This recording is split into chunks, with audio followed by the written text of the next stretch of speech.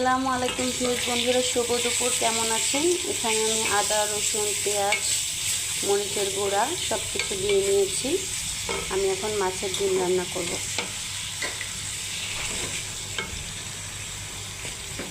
আরেক চুলায় ডাল বসিয়ে দিয়েছি। আজকে দুপুরবেলা কী রান্না করব সেটাই আপনাদের সাথে শেয়ার করছি। এখন আমি এতে কিছু কাঁচামরিচ দিয়ে দিব।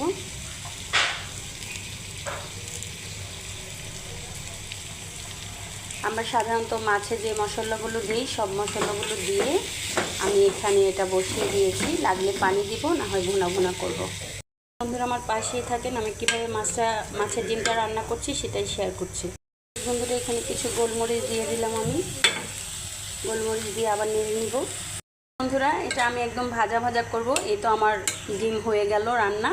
আর 10-15 মিনিট পরে পানিটা টেনে আসলে তখন এটা আমি একদম তেলের উপর যখন উঠে যাবে, ডিমটা ভোনা ভোনা হয়ে যাবে, তখন আমি নামিয়ে নিব।